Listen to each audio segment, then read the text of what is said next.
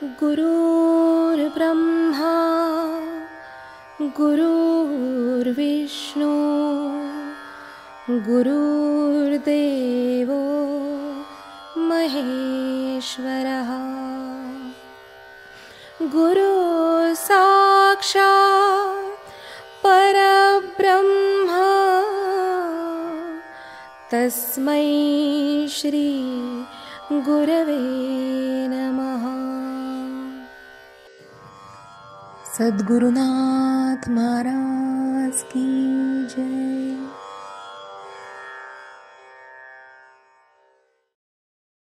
म्हणून हे चराचर आगवे जी प्रकृती आत साठवे ते शिणली जेत विसवे ते परमगती मी। ही सर्व भूत सृष्टी ज्या प्रकृती साठवली जाते ती शिणलेली प्रकृती जिथे विश्रांती पावते ती शेवटली गती मी आहे।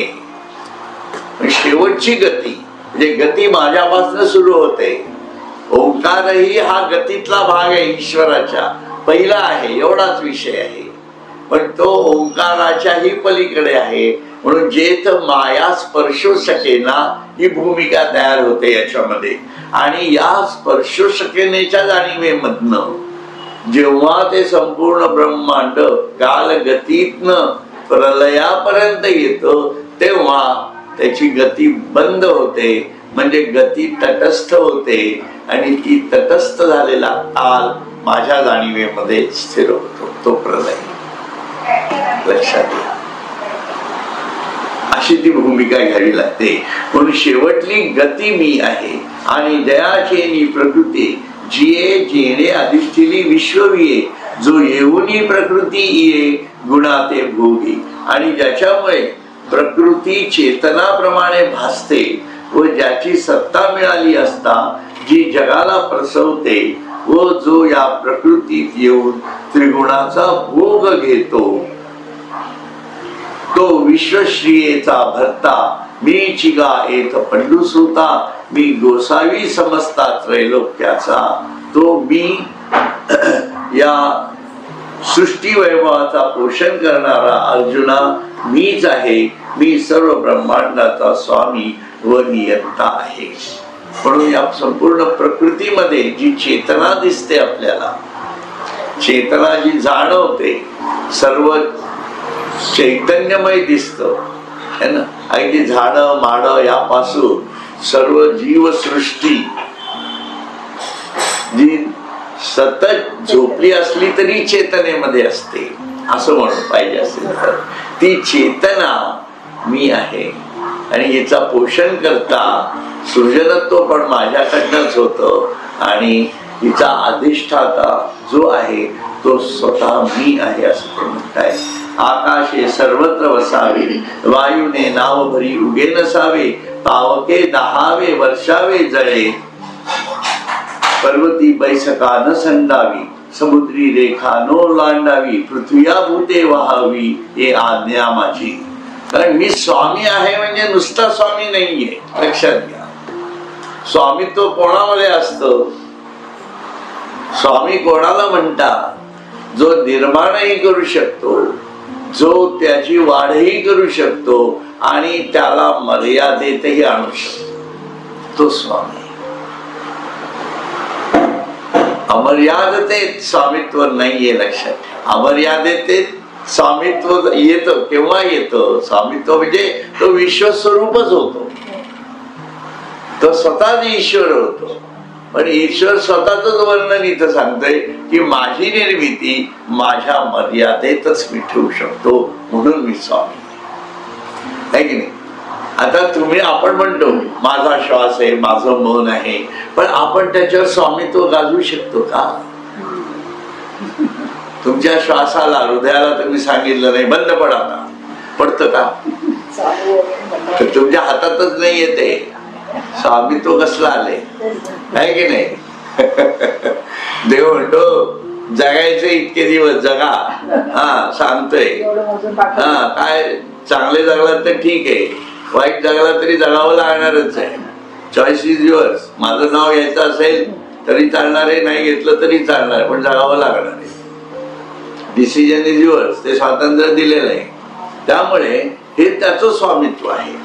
म्हणून ते काय म्हणतात, पर्वताने आपली एका ठिकाणची बैठक सोडू नये, है की नाही?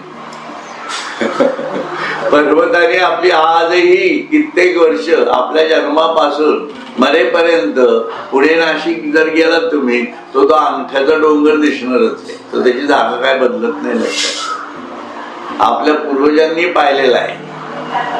अजिंठा वेरूळची लेणी, त्याची काही जागा बदलली आहे का कधी? कधीच नाही. समुद्राने आपल्या मर्यादेचे उल्लंघन करू नये, त्याचा नियम आहे.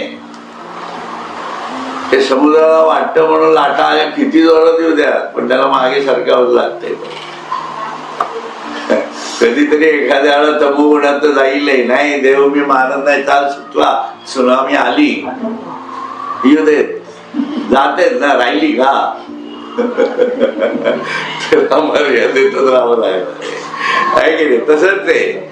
म्हणून समुद्राची जे लाट येते मोठी, तर ती लाट काय येते, तो त्याचा तमो गुण आहे. आपणही असेच असतो. जेव्हा आपल्यावर असं हे येतं, नको देव भेव कसले झोट, काय लक्ष नाही, की तुमच्या आतलेच सुमार. आणि जेव्हा मग काही दिवस जातात, ते बरोबर मागे सरकतात. ते आहे बाबा देव, परत नवस करतात, पारायण करतात, सगळे चालू होतं, जप करतात. ताकद नाही ना, देवघरा फेकून देण्याची ताकद लागते, लक्षात ठेवा. हा, ईश्वराची लढाई आहे ना, तर मग रावणासारखं लढावं लागणार, दुर्योधनासारखं लढावं लागणार. आहे का तयारी? आहे की नाही? मग हे ईश्वराशी लढणं अवघड आहे ना, कंसासारखं आहे. कारण तिथं मरण आहेच, तिथं मरण येणारच आहे, पण ईश्वराच्या हाताने येणार. मग ईश्वराच्या हाताने मरण्यापेक्षा त्याच्या ध्यान जाणीवेत त्याच्यासारखं होऊन मेलेलं काय वाईट आहे? मग तुकारामाचं मरण जास्त चांगलं नाही का? तो स्वतः ईश्वर आला खाली, तो काही शिशुपालाला मारण्यासाठी आला कृष्ण, तसं झालं नाही ना. ह्या भक्तीचा भाग आहे सगळा. असो, म्हणून पृथ्वीने भूतसृष्टीचे ओझे व्हावे ही माझीच आज्ञा आहे. मी बोलवितो म्हणून वेद बोलतो. बघा, म्या बोलविल्या वेद बोले, म्या चालविल्या सूर्य चाले, म्या हालविल्या प्राण हाले, जो जगाते चालिता, मियाची नियमिला शांता, काल ग्रासी तसे भूता, ये म्हणयागते पांडुसुता, सकळे जयाची, जो गायसा समर्थ तो मी जगाचा नाथ, आणि गगनाईचा साक्षीभूत तो ही मीची. मी बोलवितो म्हणून वेद बोलतो, मी चालवितो म्हणून सूर्य चालतो, व सर्व जगाला कार्यक्षम करणारा जो प्राण तो मी गती देतो म्हणून वाहतो. माझ्या आज्ञेनुसारच मृत्यू प्राण्यांना खातो. हे सर्व माझ्या म्हणण्याप्रमाणे वागणारे आहेत. असा जो सर्व समर्थ तो मी जगाचा स्वामी आहे, आणि काही न करता किंवा करविता असा साक्षी होऊन राहणाराही मीच आहे. असं साक्षी शब्दाचा अर्थ आहे. बघा, विचार करा ना.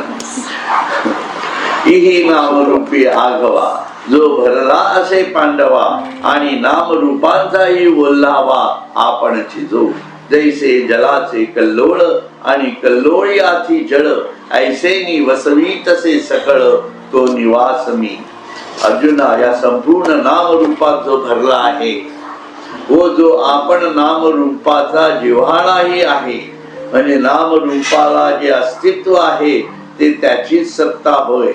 ज्याप्रमाणे पाण्याचेच तरंग होतात आणि तरंगात पाणीच असते, अशा प्रमाणे सर्व सृष्टी आपल्या ठिकाणी जो धारण करतो तो निवास मीच आहे. जो मज होय अनन्य शरण, जो मज होय अनन्य शरण, त्याचे निवारी मी जन्म मरण. या लागी शरणागता शरण्य मीची एक. म्हणून जो सर्वांचा आश्रय सोडून मला शरण आला, त्याचे जन्म मृत्यू मी नाहीसे करतो. म्हणून शरण जाणाऱ्यांना मीच एक शरण जाण्याला योग्य आहे. म्हणून सर्व धर्मां परित्यज्य मामेकं शरणं व्रज असं पुढे म्हटलेलं आहे. कारण मी बाकी कोणाला तुम्ही काही मागू पण नका. मी तर नेहमी सांगतो की तुम्हाला जर खरोखर तुमच्या जीवनात अडचणी असतील ना तर ईश्वराला मागा. तेही आत्म्याच्या जाणीवेतनं मागितलं ना तर खूप छान होईल असं मला म्हणायचंय. लोक काय करतात, पारायण करतात, गजानन महाराजांना मागतात, पारायण करतात, अक्कलकोट महाराजांना मागतात. यांना सुद्धा मागू नका असं माझं मत आहे. तुम्ही एकांतात बसा आणि स्वतःच्या सबकॉन्शियस माइंड मधनं स्वतःच्या आत्म जाणीवेला सांगा की हा बदल होणं गरजेचं आहे. कारण मला आत्म्याच्या परिवर्तनासाठी, जीवात्म्याच्या परिवर्तनासाठी हा बदल अपेक्षित आहे. लक्षात घ्या, तुम्ही जे कनेक्ट झालेला आहात ना आत्म्याच्या जाणीवेतनं ते विश्वात्म्याशी झालेला आहात. म्हणून विश्वात्म्यातच ही ताकद आहे की तुमच्या आजूबाजूची क्षर अवस्थेतली स्थिती बदलणं. म्हणून ते जर तुम्ही केलं ना तर तुम्हाला जो रिझल्ट पाहिजे तो फास्ट मिळेल. उगाच गजानन महाराजांना सांगा मग त्यांनी देवाला सांगायचं, म्हणजे त्यांचा कॉन्शियसनेस आला मध्ये, त्यांच्या कॉन्शियसनेसला ते म्हणतील बरं जाऊ दे मी काही ईश्वराच्या आड येणार नाही, कारण ते त्यांच्या नियमात बांधलेले. ईश्वर सुद्धा काही करू शकत नाही लक्षात ठेवा. फक्त ती लोक गुरुपदावर आहेत, गुरुस्वरूप आहेत म्हणून ते करू शकतात हे लक्षात घ्या. म्हणून ते जे करू शकतात त्यांना काय करावं लागतं, मग विश्वात्म्याच्या जाणीवेतनं तुमच्या परिस्थितीत बदल करावा. आणि इट्स अ प्रोसेस. मग तुम्ही डायरेक्ट ऍक्सेस का नाही करता? कारण माझं हृदय सद्गुरू आहे ना. गजानन महाराज माझ्या हृदयात नाही आहेत का? अक्कलकोट महाराज माझ्या हृदयात नाहीये, ज्ञानेश्वर माऊली माझ्या हृदयात नाहीये, तुकाराम महाराज माझ्या मनात नाहीये. सर्व गुरु तत्व माझ्या हृदयात तत्व रूपात आहेच आहे. मग मी त्या समोर बसीन एकांतात. माझ्या समोर कुठलीही प्रतिमा नसली तरी चालेल, कुठलाही ग्रंथ नसला तरी चालेल, परंतु कारण ते वेद पण माझ्यातच आहेत, तो मंत्र पण माझ्यातच आहे. आणि मी माझ्या आत्म जाणीवेतून त्यांना हाकारी की देवा हे आत्मस्वरूपा तुझ्यापर्यंत पोचतो होण्यासाठी मला ही अडचण येते आहे. लक्षात घ्या, तुम्ही जर या जाणीवेतनं स्वतःच्या सबकॉन्शियस माइंडच्या डीप त्याच्यात गेलात ना तर तुमच्या भोवतीची परिस्थिती बदलल्याशिवाय राहणार नाही. आणि ती परिस्थिती बदलेल आणि तुम्हाला अनुभूती पण आत्म जाणीवेची येईल आणि मध्ये कोणीही मीडिएटर लागला. कारण माझ्या हृदयात येते गुरु साक्षात परब्रह्म ही हृदयातली जाणीव आहे, बाहेरची नाही आहे कुठली. गुरु साक्षात परब्रह्म असं म्हणायचं म्हणजे काय तुम्ही आकाशात शोधणार आहात का? सद्गुरूंना शोधणारच कुठं? एवढं तर भूमिका स्पष्टता असली पाहिजे. मग ही स्पष्टता आपल्या जीवनाला आणायला पाहिजे ना. आपली जी स्पष्टता आहे त्याचा अनुभव घेतला की तुम्हाला ती श्रद्धा, तो निश्चय दृढ होऊ शकतो. ते तुम्हाला सांसारिक अडचण आली की चाललंय महाराजांकडे आणि मग एरवीला तत्वज्ञान ऐकायला बसायचं, हा उपयोग नाही होत. कारण तुमची पूर्ण श्रद्धाच नाही आत्म्यावरती, अद्वैत जाणीवेवरती श्रद्धा असा विषय ज्ञानेश्वरीचा. ज्ञानेश्वरी कुठं घेऊन जाते? अद्वैत भूमिकेत घेऊन जाते. निर्गुण जाणीवेत घेऊन जाणार ते एक प्रकारचं साधन आहे. म्हणून ती अमृत गंगा आहे की जिथं त्रिपुटीचा लय होतो आणि परब्रह्माचं स्वरूप हे ज्ञान स्वरूपच आहे. पुरे शेवटी ज्ञप्ती मात्र असं म्हटलं जातं. म्हणून यांनी स्वामी स्वरूपानंदांनी खूप छान वर्णन केलेलं आहे ज्ञानेश्वरीचं. ज्ञानेश्वरी अमृतगंगा. मग हे कळावं लागेल ना. म्हणून ते काय म्हणताय की त्याचे जन्म मृत्यू मी नाहीसे करतो. कारण ही ताकद त्याच्यातच आहे. म्हणजे तुमच्यामध्ये जाईल लक्षात घ्या.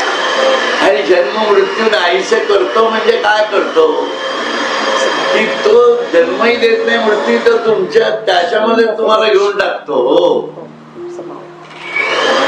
मग हा मार्ग जास्त सोपा नाही असं मी म्हणतोय. आणि ह्या मार्गाला तुम्ही लागावं म्हणून गजानन महाराज, अक्कलकोट महाराज, गोंदवलेकर महाराज, सर्व संत मंडळींचा खटाटोप कशासाठी आहे की तू तुझ्या आत्म्याचा शोध घे राजा. माझ्याकडे नाही आला तरी चालेल, काही गरज नाही माझ्याकडे येण्याची, आहे की नाही, असं त्यांचं म्हणणं आहे बेसिकली. कारण आता मी इथं नाहीच आहे.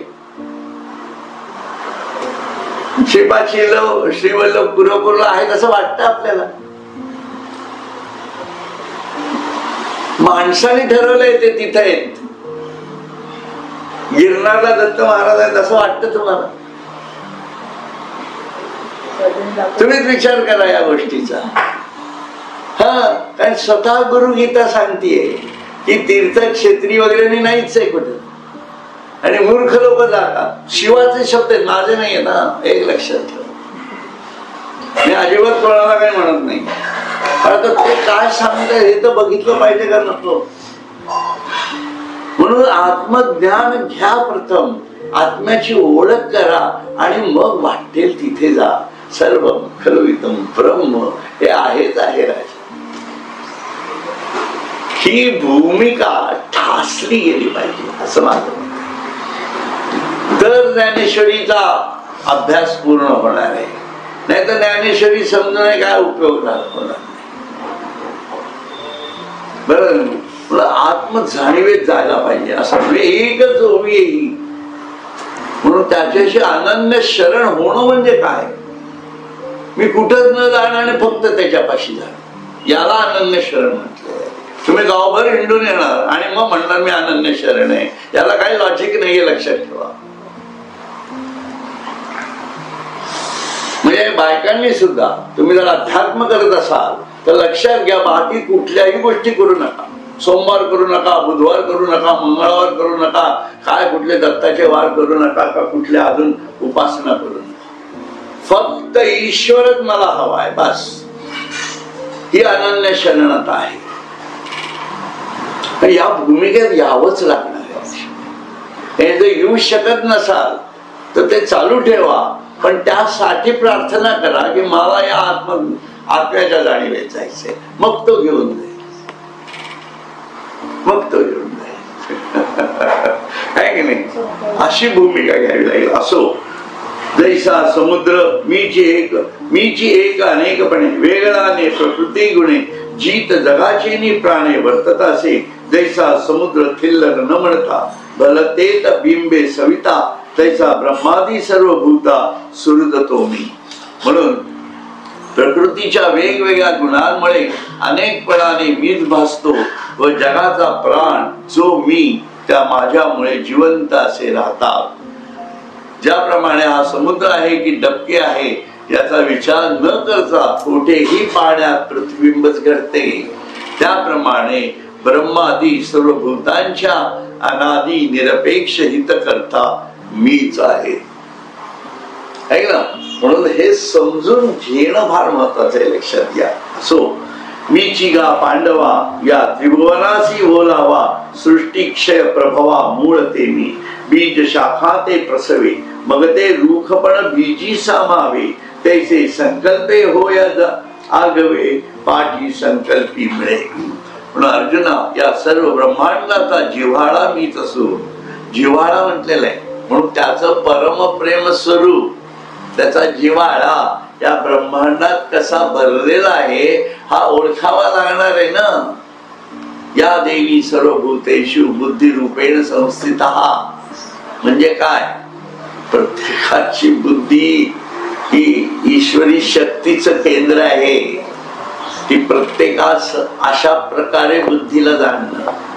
तसंच प्रत्येकाच्या आत असणार प्रेम, भले तुमची आसक्ती तुमच्या मुलात असेल, नवऱ्यात असेल, पण प्रेम प्रेम आहे ते जाणणं, त्या प्रेमाला सुद्धा प्रतिसाद देता येणं है ना. म्हणजे मग हा जिव्हाळा एक तयार होतो. तो जिव्हाळा आपल्या आत तयार व्हायला लागला आहे की नाही, त्याशिवाय ते होणारच नाहीये. म्हणून ते म्हणतायत की तो जिव्हाळा मीच असून सृष्टीच्या उत्पत्ती स्थिती लयाचे मूळही मीच आहे. म्हणून आपल्या लयामध्ये सुद्धा, आपल्या मृत्यूमध्ये सुद्धा ईश्वराचा जिव्हाळा शोधा. हे सर्व होते. आपल्या मृत्यूमध्ये ईश्वराचा जिव्हाळा आहे की नाही. मग हा फार महत्वाचा आहे. म्हणून बीज शाखा ते प्रसवित. म्हणून ज्याप्रमाणे बीजापासून फांद्या उत्पन्न होऊन वृक्ष होतो व पुन्हा तो वृक्ष बीजात लीन होतो, त्याप्रमाणे संकल्पापासून सृष्टी होते व पुन्हा ती सृष्टी संकल्पातच लीन होते. त्याच्यावर काही मी सांगत नाही, बरंच उहापोह झालेला आहे आपला.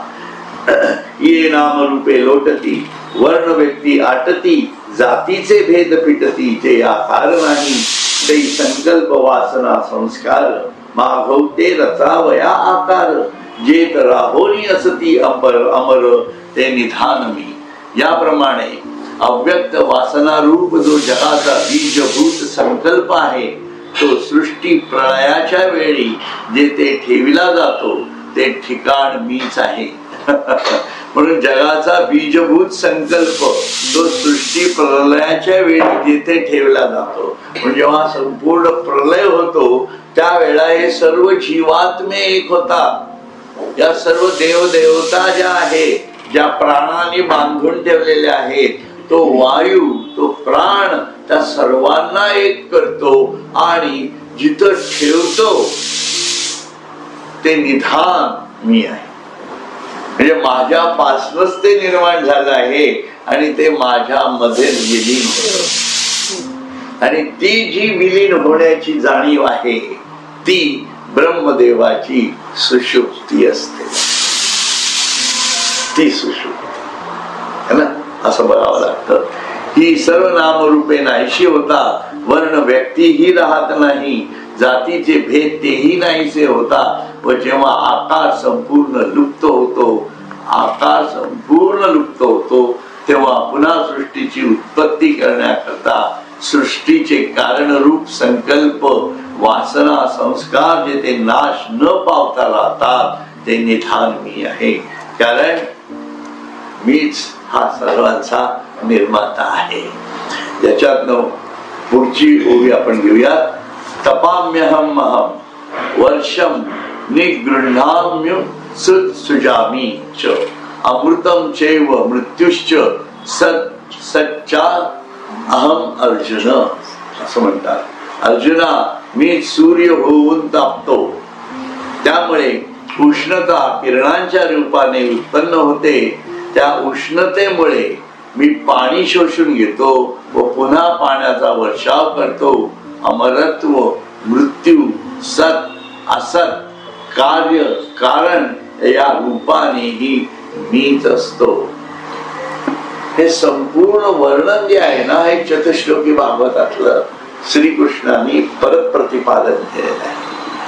म्हणून चतुश्लोकी भागवत हा फार महत्वाचा ज्ञानग्रंथ आहे. लक्षात घ्या की ज्याच्यातनच पुढे गुरुगीता ही माणसांना समजण्यासाठी तयार झाली आणि त्यातनच पुढे भगवद्गीता द्वापार युगात तयार झाली. कारण गुरुगीता ही प्रत्यक्ष पार्वतीला शिवाने सांगितली आहे. ती सांगितलेली गीता ही मत्स्येंद्रनाथांनी ऐकली, असा विषय तो चालतो लक्षात. आणि हे सर्व काळाच्या जाणीवेतनं चालतंय सगळं. आणि शेवटी हे तत्वज्ञान आपल्यापर्यंत पोचलं ना आज. आपण काय करणार? तिघांच्याही जाणीवेमध्ये एकच कसं सांगितलं आहे की अनुभूती घेणं, त्यातनही जप करणं, नामस्मरण करणं, त्या अनुभवातनं, नंतर गुरुगीतेच्याही याच्यातनं करणं, आणि भगवद्गीतेतनंही करणं, आणि ज्ञानेश्वरीत, आणि हे सातत्याने आपल्या जाणीवेत सतत सतत घेत राहणं, वेगवेगळ्या भूमिकेतनं ही साधना होऊन बसते. लक्षात घ्या.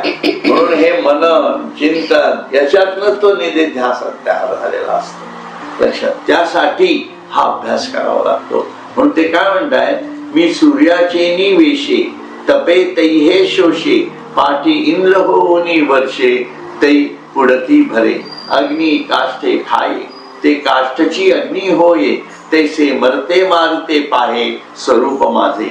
मी सूर्याच्या रूपाने जेव्हा तापतो तेव्हा हे सर्व शोषून घेतो. पण हे सगळं प्रलयामध्ये चालतं. लक्षात घ्या. प्रलयामध्ये संपूर्ण पृथ्वी तापवल्या जाते. अगोदर ती पाण्यामध्ये विरघळल्या जाते. पृथ्वी तत्व म्हणजे पृथ्वी, आणि ती विरघळल्यानंतर ते सर्व शोषल्या जातं. कशाच्या माध्यमातनं? अग्नीच्या माध्यमातनं, आणि पुढे ते वायूत परावर्तित होतं. प्रलय जो चालतो तो असाच चालतो. म्हणून ते म्हणताय, आणि पुन्हा इंद्र या रूपाने वर्षाव करतो तेव्हा सर्व पुन्हा भरून जाते. म्हणून एरवीला सुद्धा आपण हेच पाहतो. समुद्रातलं शोषल्या जातं, मान्सून आला रे आला, चालला, परत परतीलाही पडतो, आणि मग थंड होतो. परत सगळं पाणी समुद्रापर्यंत येऊन पोचतं, परत पुढच्या वर्षीची असंही आहे. हे वर्षा ऋतूचं चक्र आहे. म्हणून सर्व गतीत आहे, सर्व गतीमध्ये बसलेलं आहे. लक्षात घ्या. तर बघायचंय काय, अखंड मंडलाकारम व्याप्तम येन चराचरम तत्पदम दर्शितम येन तस्मै श्री गुरवे नमः. म्हणून हे सर्व चक्र असं आहे, आणि हे 365 दिवसांचंच आहे. बघा. म्हणून 12 महिनेच का, ह्याच उत्तर याच्यामध्ये सापडतं. कारण त्याशिवाय ते चक्रच पूर्ण होत नाही.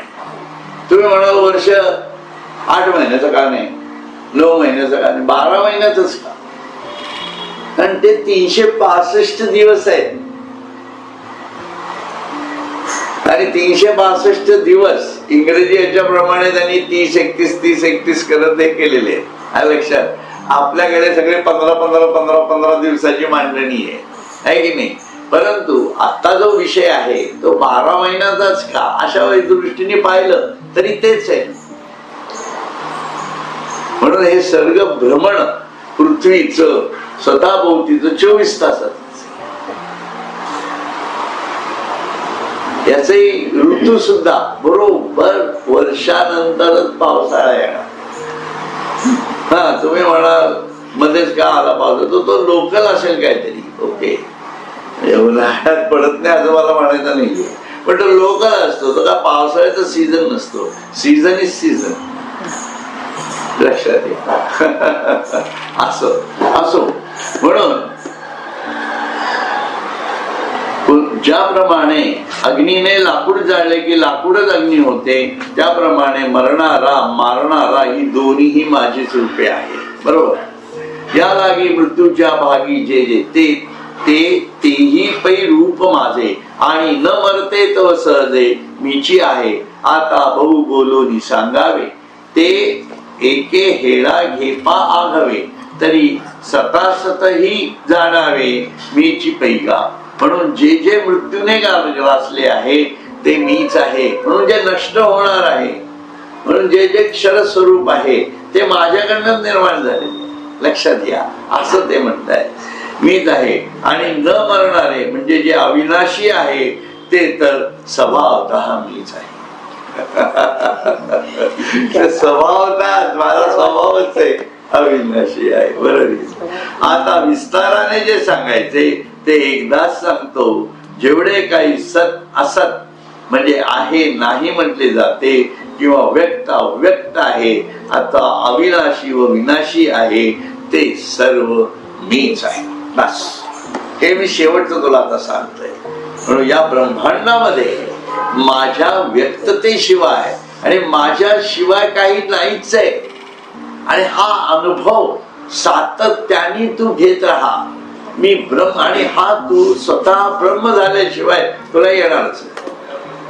म्हणून तू अव्यक्त हो, पहिला अव्यक्त जाणीव. म्हणून आत्म्याची उपासना ही सर्वात श्रेष्ठ उपासना सांगितलं. म्हणून तुम्ही शिवपिंडीची उपासना नाही केली तरी काही शिवाला फरक पडत नाही. लक्षात घ्या. तुम्ही देवीची उपासना नाही केली तरी देवीला काही फरक पडत नाही. विष्णूची नाही केली तरी चालेल, हनुमंताची नाही केली तरी चालेल, कुठल्याही देवतांची नाही केली तरी चालेल. आत्म्याची फक्त उपासना करा. लक्षात घ्या, हे सर्व देव त्या आत्मस्वरूपातलेच आहे, कारण ते अव्यक्त आहे. मग माझा देव जर अव्यक्त आहे तर माझ्या अव्यक्त आत्म्याचीच उपासना ही सर्वश्रेष्ठ उपासना होते. हे खूप समज, पण यासाठी बौद्धिक सौष्ठव खूप लागतं. लक्षात ठेवा, बौद्धिक जाणीव म्हणून ती अग्रबुद्धीच लागते हे समजायला. नाहीतर लोकांच्या भावना दुखावल्या जाण्यासारखा प्रकार तयार होतो. म्हणून निर्गुण जाणीव ही फार महत्वाची होऊन बसते. असं एक त्या ओघामध्ये आलात ना तरच समजत. त्या ओघात नसाल तर मग बुद्धिभेद आहे. म्हणजे ओघात नाहीत त्यांना सोडून द्या. जे ओघात आहेत, आत्म्याच्या ओघात जे आहेत तेच खरे ईश्वराचे प्रवासी असतात, हे लक्षात घेणं गरजेचं आहे. बाकीचे फक्त वाऱ्या करणारे असतात. वारी झाली येथे पूर्ण अनुभवितो रे. हा, अशी भूमिका तुकारामाची आहे. तुकाराम खूप साधा माणूस नव्हता, हा लक्षात घ्या. तुकाराम फार अवघड आहे कळणं. तुकारामाची साधना तर त्याहूनही अवघड आहे कळणं. लक्षात घ्या. असो म्हणून अर्जुना मी नसे ऐसा कवण ठाव असे परी परी प्राणियाचे दैव कैसे जन जे न देखती माते तरंग पाणीये वीण सुखती रश्मी वाती वीण न देखती तैसे मीची ते मी नोहती विस्मो देखे. म्हणून अर्जुना मी नाही असे कोणते ठिकाण आहे सांग पाहू, आहे की नाही. पण प्राण्यांचे दुर्दैव पहा कसे आहे. सर्वत्र मीच असून ते मला पाहत नाही. सॉरी स्टेट ऑफ अफेअर, आहे की नाही. कसलं रिडिक्युलस आहे असं त्यांना म्हणायचंय. म्हणून पाण्या वाचून तरंग आटावे किंवा सूर्याच्या किरणाला वातीचा प्रकाशा वाचून दिसू नये, त्याप्रमाणे सर्व जीव मद्रूपच आहेत, पण त्यांना तसे वाटत नाही. कसे आश्चर्य आहे. म्हणून आत्म्याची उपासना करायला माणसाला आवडत नाही, कारण त्याचं ज्ञानच तेवढं. सर्वात श्रेष्ठ उपासना जी खरं भगवंतानी सांगितली, हा श्रीकृष्णाने सांगितली आहे. म्हणजे आपल्याला श्रीकृष्ण जर आवडतो तर आपण श्रीकृष्णाला असं पाहतो का कधी. तुम्ही साधा विचार करा. अगदी राधे राधे राधे राधे करून गावभर ओरडत असतात लोक, पण श्रीकृष्णाने काय सांगितलं हे बघायलाच तयार नाही. आम्ही फक्त पाळणा हलवणार, त्याला लाडू खायला घालणार, करंज्या खायला घालणार, दिवे लावणार, फुलं लावणार, झाला आमचा कृष्ण तयार. आणि कृष्णाने काय सांगितलं हे कळलंच नाही. म्हणून अर्जुनाने त्याच्या जीवनामध्ये पुढे कधीच अशा प्रकारे कृष्णाला भजलं नाही. लक्षात घ्या. म्हणून गोप गोपिकांचा कृष्ण हा कधीच संपलेला आहे. लक्षात ठेवा. तो त्या जाणीवेमध्ये होता, त्यांचं कल्याण करून गेला. पण पुढच्या पिढीला ती साधना म्हणून सांगितलेली नाहीये कृष्णाने. लक्षात घ्या. कृष्णाने साधना भगवद्गीतेची सांगितलेली आहे की तुम्ही माझे गोप गोपिका व्हा, असं नाही सांगितलेलं. सर्व धर्मां परित्यज्य मामेकं शरणं व्रज हे सांगितलंय. तुझ्या आत्म्याच्या जाणीवेत असं सांगितलेलं आहे. म्हणून तो भाव, आत्म जाणीवेचा भाव ज्ञानेश्वरांनी बरोबर उचलला. म्हणून ज्ञानेश्वरीत कुठंच कृष्णाचं असं काहीतरी ते याचं वर्णन केलेलं आहे, काव्य आहे असं काही आहे की नाही? अजिबात नाही. स्पष्टता विचारांची जी कृष्णाला अभिप्रेत आहे ती मानली आणि अमृतानुभवामध्ये ती त्यांनी अनुभवली असं म्हणावं. असो हे आत बाहेर या कोंदले जग निखिल माझे जीव होतिले की कैसे कर्म तया आड आले जे मीची नाही म्हणती परी अमृत कुहा पडिजे का आपण पया ते कडिये काढिजे ऐसे अर्थी काय कीजे अप्राप्तासी ग्रासा एका अन्नासाठी अंध धावते ही किरीटी आढळला चिंतामणी पाये लोटी आंधळेपणे. बघा काय म्हणतात ते. या जगाच्या आत बाहेर मीच व्यापून आहे. एवढेच नाही तर संपूर्ण जग माझीच ओतलेली मूर्ती आहे. पण असे असून सुद्धा प्राण्यांचे दुर्दैव आड आल्यामुळे मीच नाही असे ते म्हणतात. सुदैवाने एखाद्याने अकस्मात अमृताच्या विहिरीत पडावे व आपल्यालाच बाहेर काढावे. अमृताची प्राप्ती व्हावयाची नसते म्हणून असे होत असते. त्याला काय करणार?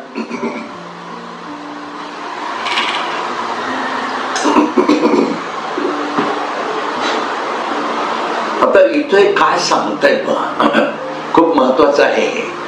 ते काय म्हणतात बघा, सुदैवाने एखाद्याने अकस्मात अमृताच्या विहिरीत पडावे व आपल्यालाच बाहेर काढावे. अमृताची प्राप्ती व्हायची नसते म्हणून असे होत असते. त्याला काय करणार?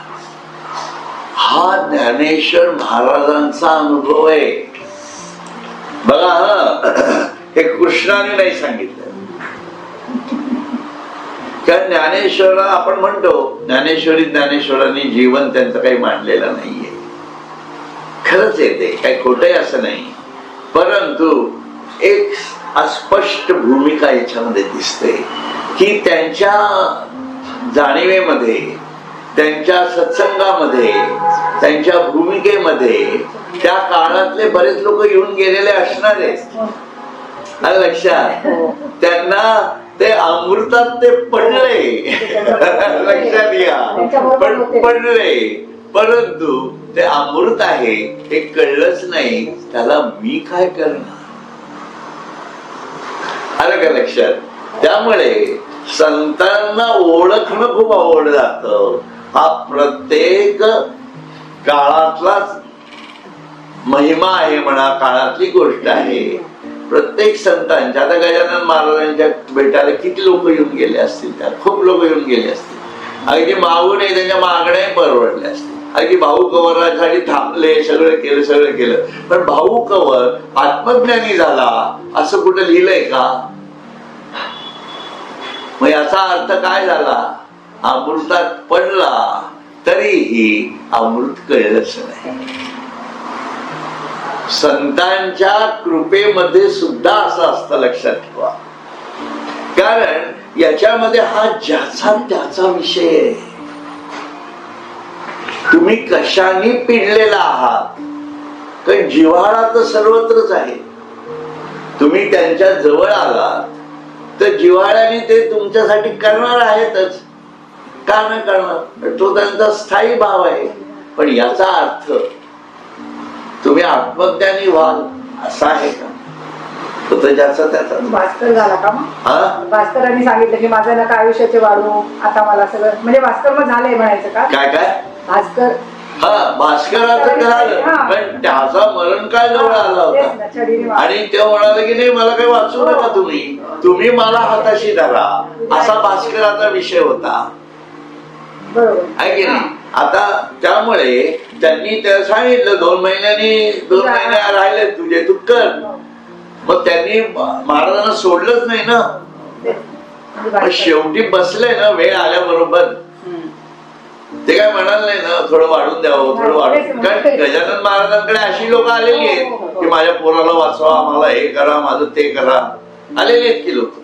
मग भास्कर त्यासाठी आलाच नाही ना. हा म्हणून त्याला हर हर म्हणून त्याला वरती घेतला त्यांनी. त्याचं कारणच ते सर्व. म्हणून त्याला त्या अमृताचा फायदा झाला. बाकीच्यांना अमृताचा फायदा झाला असं होतच नाही ना. बाकीच्यांना कुठं अमृताचा फायदा झाला. हा तसंच आता स्वामी विद्यानंदांकडे सुद्धा कित्येक लोक येऊन गेली. ते असताना हे तर आम्ही डोळ्यांनी पाहिले. स्वामी स्वरूपानंदांकडे पण सगळे आत्मज्ञानी झाले का.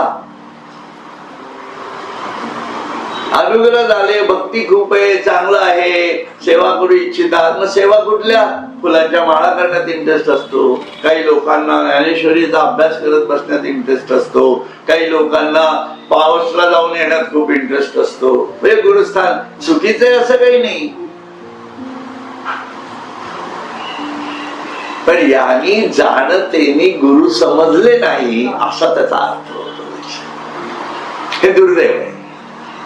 आणि हे माणसाचं दुर्दैव आहे की आपल्या जवळ विहीर आहे पण पाणी काढून आपलं भूक शमवून घ्यायची, तहान शमवून घ्यायची याची इच्छाच नाही. मला लिमकाच आवडतो आहे की नाही. मला अमृत आवडतच नाही. विषयच खोलय आमचा एकदम असा प्रकार आहे. असो म्हणून या जगाच्या आत बाहेर बीज व्यापून आहे. एवढेच नाही तर संपूर्ण जग माझीच ओतलेली मूर्ती आहे. पण असे असून सुद्धा प्राण्यांचे दुर्दैव आड आल्यामुळे मीच नाही असे ते म्हणतात. बरोबर. सुदैवाने एखाद्याने अकस्मात अमृताच्या विहिरीत पडावे व आपल्यालाच बाहेर काढावे व अमृताची प्राप्ती व्हायची नसते म्हणून असे होत असते. त्याला काय करणार. बरोबर. हे अर्जुना, आंधळा भिकारी एक घासभर अन्ना करता दारोदार धावतो आणि समोर पडलेला चिंतामणी आंधळेपणाने न दिसल्यामुळे पायाने लुटतो. लक्षात. तशी ही स्थिती आहे. यासाठी आंधळ म्हणजे फक्त डोळे नसणं असं नाही. हे बौद्धिक आंधळेपण आहे. लक्षात घ्या. हे बौद्धिक आंधळेपण आहे माणसाचं. म्हणून आणि आंधळेपण कशामुळे येतं. आपल्या आसक्तीमुळे येतं, आपल्या अहंकारामुळे येतं, आपल्या उगाचच कार्मिक गोष्टींमुळे येतं की माझी ही कर्तव्य आहेत वगैरे वगैरे. कसली डोंगल्याची कर्तव्य आहेत बेट्या. तुझं जन्म झाला ते ईश्वराचं कर्तव्य पहिलं पार कर आणि मग पोरांची लग्न कर. बाकी काय करायची ती कर्तव्य सांग. सर्व धर्मां परित्यज्य याचा अर्थ काय. मग अभिमन्यू गेला म्हणून अर्जुनाला वाईट वाटलं असणार आहे पण याच्यासाठी ईश्वर सोडला नाही. लक्षात ठेवा. मग नाही तर त्याच दुःखात रडत बसत स्वामी तुम्ही माझ्या मुलाला वाचू शकला नाही. जाऊ द्या तुमचा माझा संबंध संपला. जाऊ दे संपला तर संपला. मला काय करायचं. बरोबर आहे की नाही. असंही घडतं ना बऱ्याच लोकांच्या बाबतीत. मग हे कसलं विचित्र आहे बघा हे. आणि हे स्पष्ट सांगितलंय ज्ञानदेवांनी. जेव्हा त्या यांना ज्यांनी ज्ञानेश्वरी लिहिली ज्ञानेश्वरांच्या काळामध्ये त्यांना मृत्यूवरनं वाचून आहे ना त्यांना उचलून वर काढलं. मग ज्ञानेश्वरांकडे काय बाकीचे लोक आले नसतील का. आमच्या याला वाचवा आमच्या याला वाचवा. ते काय भानगडीत पडले नाही. लोक नसतील असं वाटतं. अहो भिंत चालवली म्हणता तुम्ही परत एकदा दाखवा की असंही म्हणणारी लोक असतीलच ना. साहजिक आहे ते. पण ते काय प्रत्येकाला काही जादूचे प्रयोग करत बसले नाहीत. लक्षात ठेवा. मग असं असतं का. आणि त्यांचा तो विषयच नव्हता.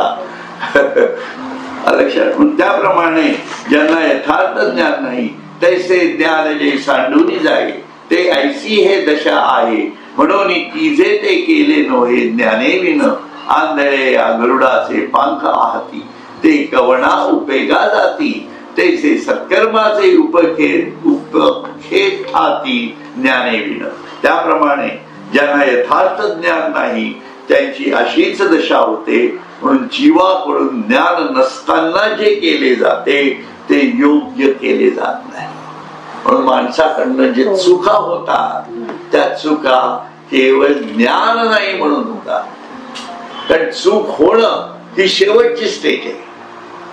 कारण त्याच्या अगोदर कुठल्या कुठल्या स्टेजेस आहेत.